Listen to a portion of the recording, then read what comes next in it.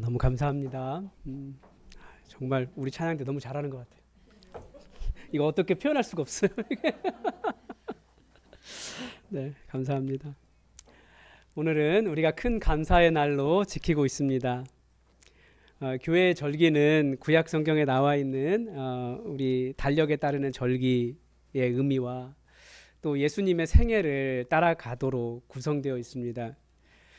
예수님의 생애를 따라가며 계속해서 우리를 구원하신 하나님에 대한 감사, 항상 감사, 또 감사, 크게 감사, 계속 감사, 감사의 연속으로 성도의 삶을 살아갈 수 있도록 교회력을 구성하고 있습니다.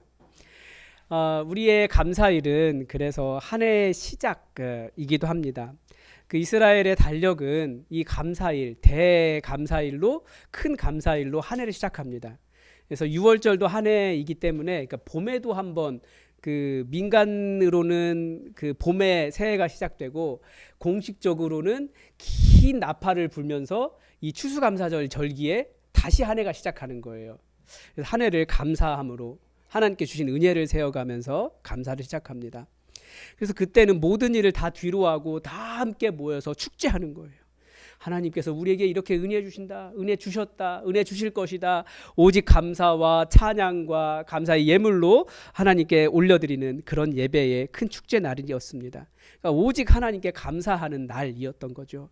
우리가 예배 드리는 것이 그래요. 우리의 예배 드리는 것도 왜 매주 예배 드립니까? 우리 일상을 살아가면, 일상을 생각해 보면 감사하지 못할 만한 일들도 있어요. 그래서 사순절에도 사순절 동안 금식하고 뭐 금욕 적으로 살잖아요. 그래도 주일만큼은 감사하도록 한 거예요. 할렐루야 부르고 모든 상황 뒤로하고 우리를 구원하신 하나님께 감사. 그게 우리가 매주마다 모이고 우리의 상황을 뒤로 놓고 이 자리에 모이는 이유이기도 한 거예요. 다 끊어냈고 저는 감사하겠습니다. 오직 감사하겠습니다. 그런 날이라는 거죠. 그 중에서 우리가 제일 큰 날이 이제 오늘 감사일이에요.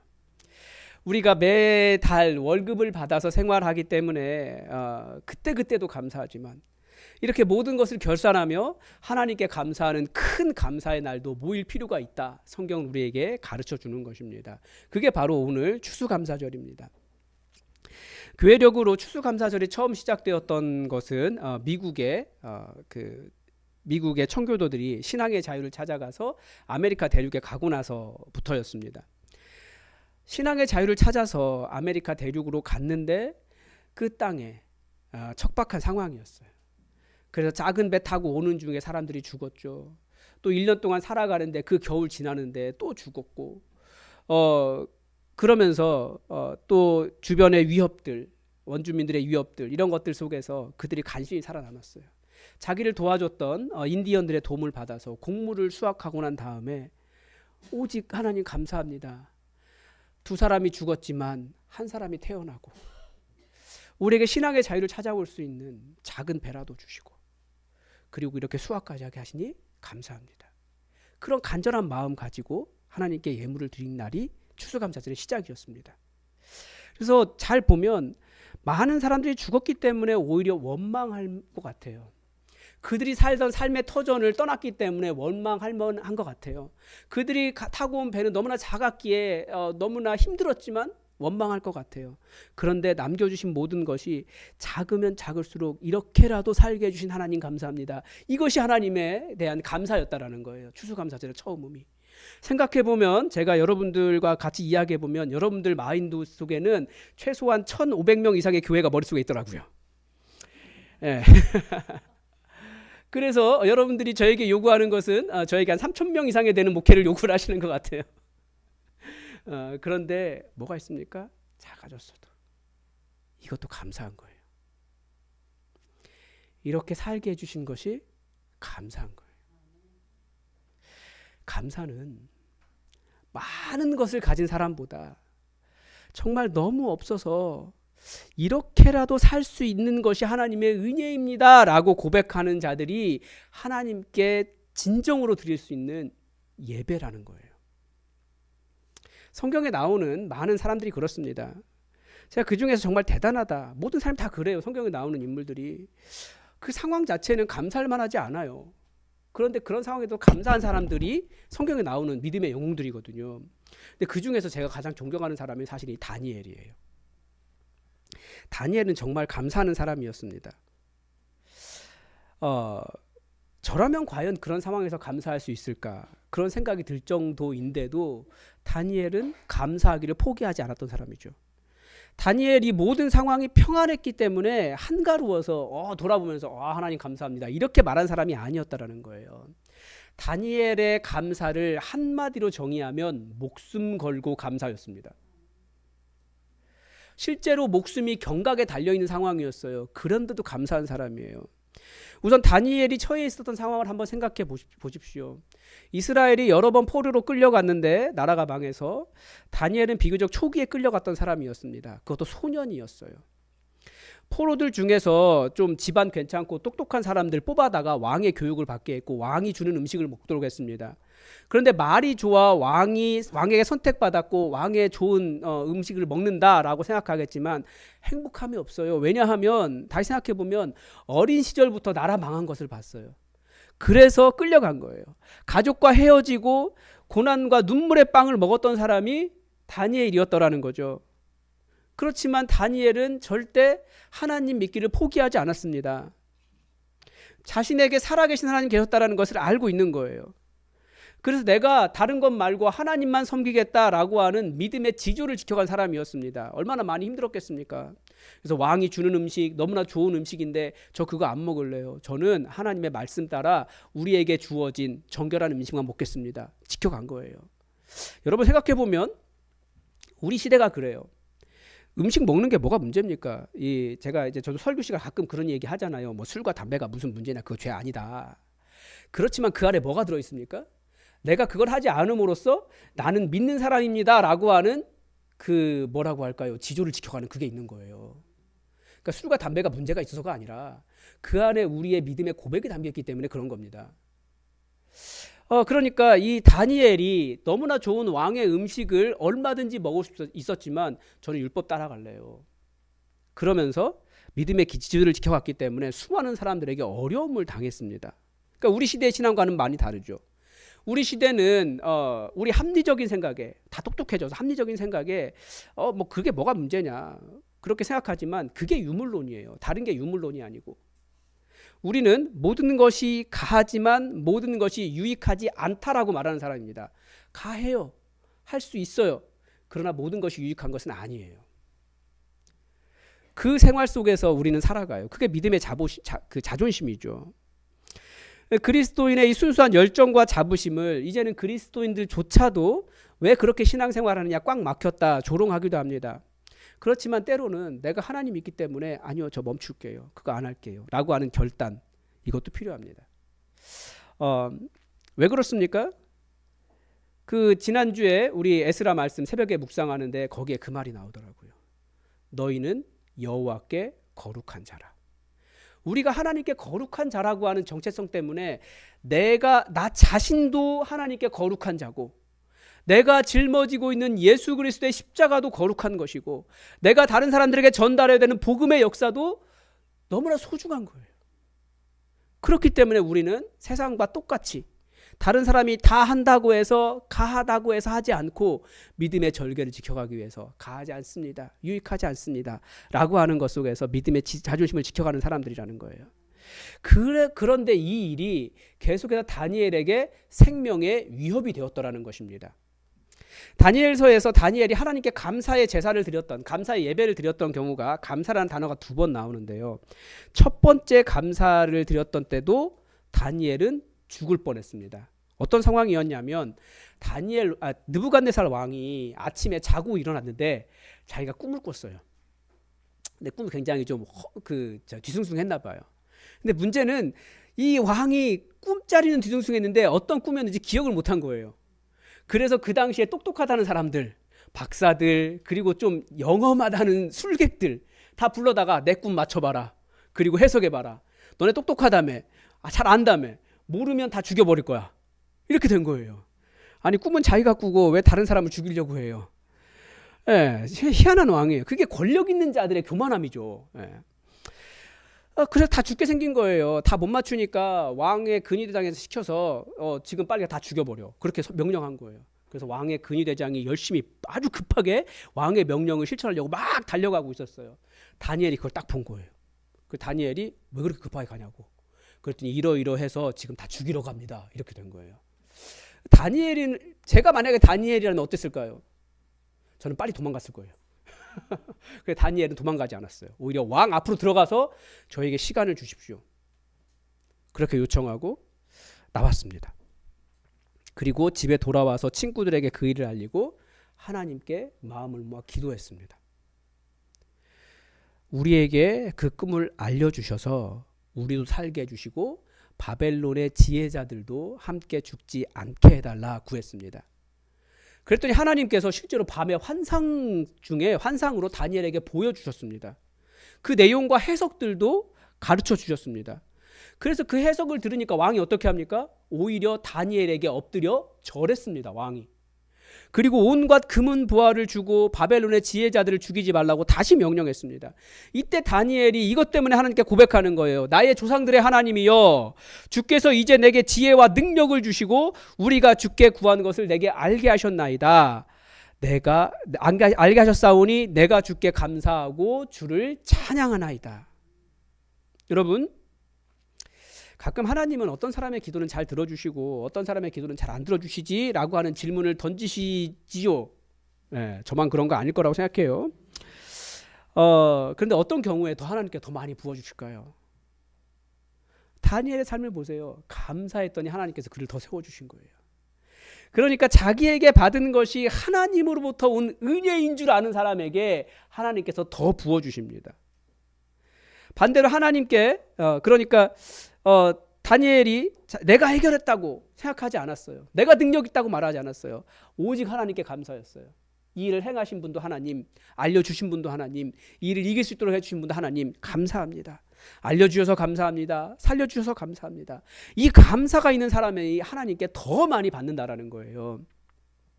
실제로 다니엘의 삶의 이 이후에 계속해서 왕의 총애를 받습니다. 왕이 번민할 때마다 다니엘에게 묻고요. 다니엘이 추천하는 사람도 등용하고요. 계속해서 승승장구하다가 나라의 총리까지 올라가는 거예요. 이 사람이 모든 것이 하나님께 감사하는 사람이었기 때문에 더 부어주신 거죠. 우리 인간의 삶을 생각해봐도 그렇습니다. 여러분, 우리 제 자녀들이 그렇다는 게 아니라 여러분 자녀들에게 뭔가를 줬는데 감사할 줄을 몰라요. 그러면 여러분 그 자녀에게 더 주고 싶습니까? 여러분들 사랑이 많으셔서 자녀에게 계속 부어주시죠. 네. 그런데 감사를 하면 더 많이 주겠죠. 인간적으로도 작은 것 하나라도 소중하게 여기는 사람이 더 예뻐 보이는 거예요.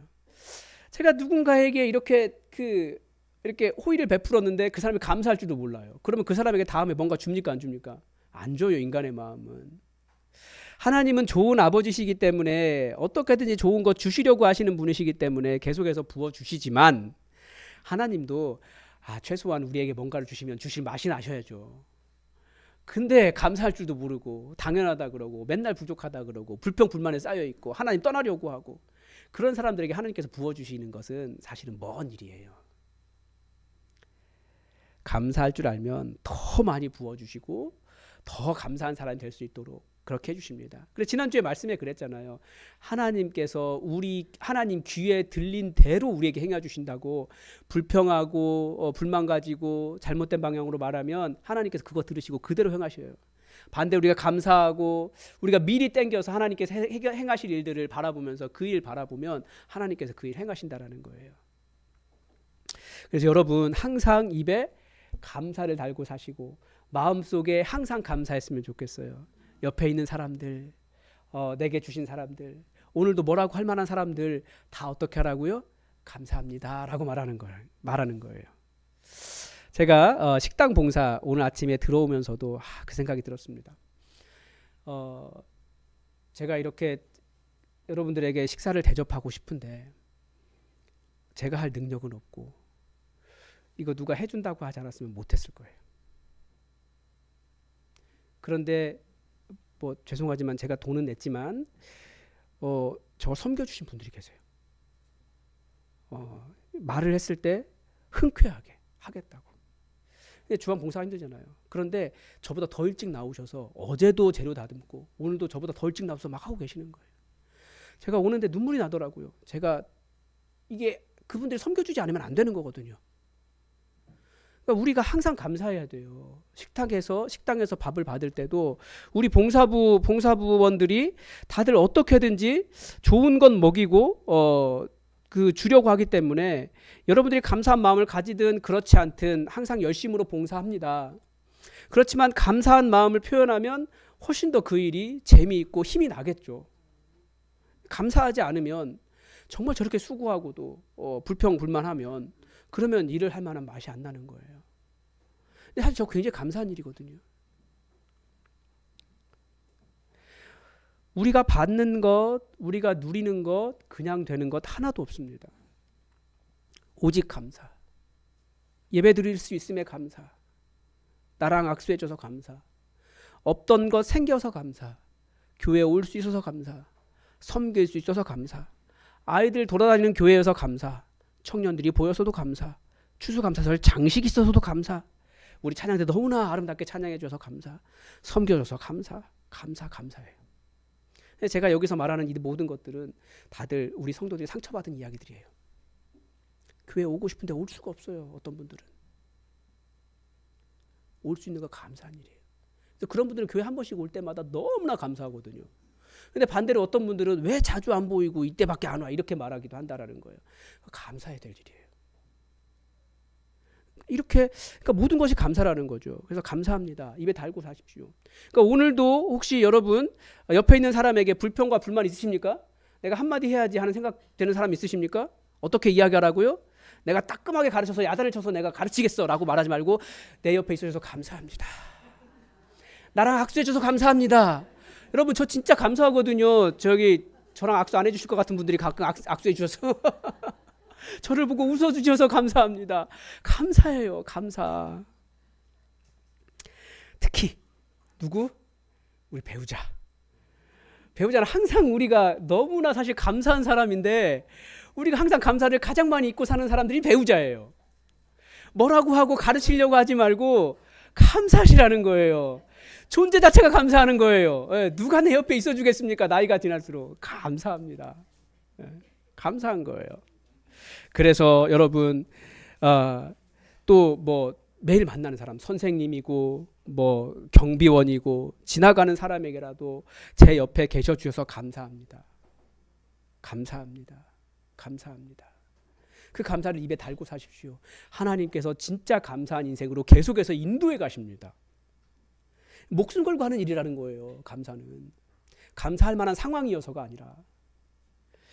다니엘이 보인 또 다른 감사의 모습이 바로 오늘 우리가 읽은 본문입니다. 저는 이 감사를 보면서 와 정말 이게 가능한 일인가 그런 생각이 들어요.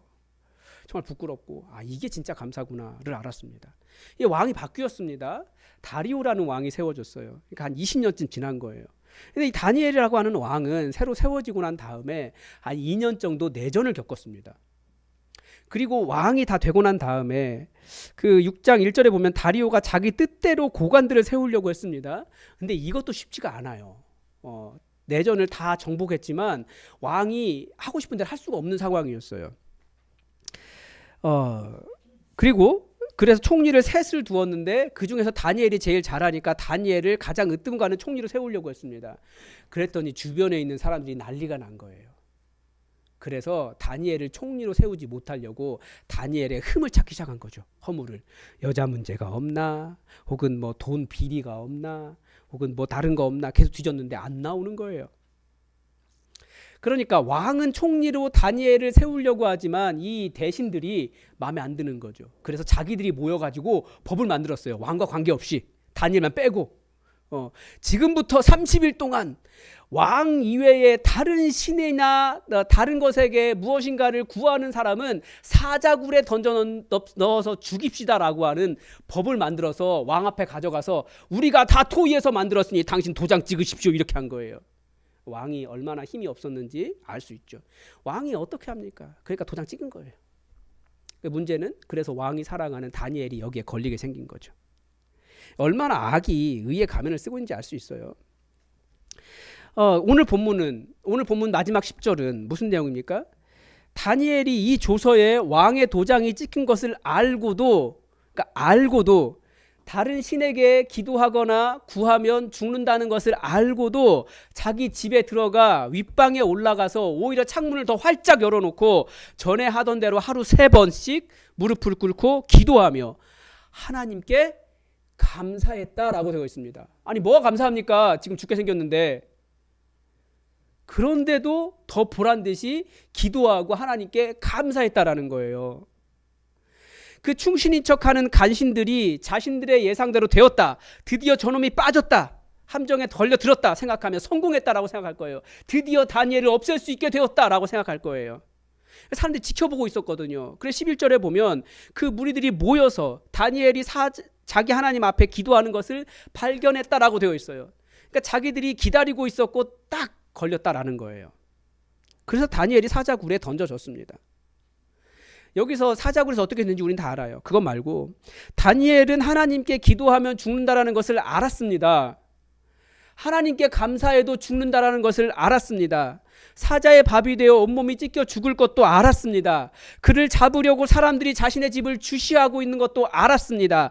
그러나 그럼에도 불구하고 그는 끝까지 기도했고 끝까지 감사했다는 것입니다. 이게 믿음을 가지고 살아가는 사람들의 믿음의 지조라는 거예요. 그의 생명을 노리는 자들로 둘러싸인 위협에도 불구하고 하나님, 저는 하나님 때문에 감사합니다. 상황 때문에 눌리는 것이 아니라 하나님 때문에 감사합니다. 이런 자세로 살아갔다라는 거예요.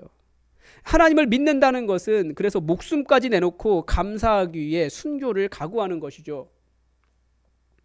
그래서 이런 말이 있어요. 하나님이 거하고 계시는 곳이 2곳이 있는데 하나는 천국이고 다른 하나는 감사하는 마음이다. 여러분, 감사는 천국 사는 비결입니다. 반대로 불평과 불만은 다른 사람을 향해서 네가 틀렸다라고 말하는 그런 마음은, 내 옆에 있는 사람들 오직 감사로 바라보지 못하는 그런 마음들이 뭐예요? 지옥을 만들고 있는 거예요. 여러분, 천국에 살고 싶지 않으십니까? 이미 우리 앞에 이 천국 사는 비결이 있는데 우리는 계속 지옥 만들어가요. 이 부족한 교회와 저 부족한 성도와 나의 연약한 상황과 다른 사람보다 더 멋지지 못한 인생이라도 허락하신 하나님께 감사하기 시작하면 거기는 하나님의 통치를 받는 천국이 됩니다. 반대로 내가 다른 사람들에게 불평하고 불만을 표출하고 그 사람을 계속해서 어떻게 만들어 보겠다라고 한다면 옆에 있는 사람들 다 그런 사람들이죠. 그러면 나도 지옥 살고 그 사람에게도 지옥을 선물하는 거예요. 우리는 하나님, 살아계신 하나님 계시잖아요. 하나님께서 우리에게 교회를 세워주신 이유가 무엇입니까? 예수님처럼 십자가 지고 용서와 화해를 이루라고 교회를 세워주셨어요. 이 세상은 용서하지 않아요. 화해하려고도 하지 않아요. 그런데 교회는 용서와 화해로 채워가면서 내 옆에 하나님께서 보내주신 사람 감사함으로 용서하고 화해하며 사랑하는 곳이 교회입니다. 교회를 이룬다는 것은 그 사명 가지고 있다는 뜻이에요.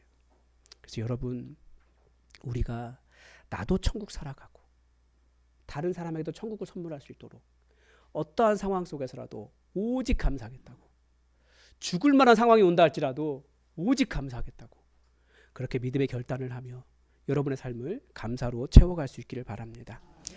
기도하겠습니다. 하나님, 우리는 나의 상황과 내게 주어진 소중한 것들과 내게 주어진 함께 교회를 이루고 있는 사람들, 모든 것이 사실은 불만일 때가 더 많습니다.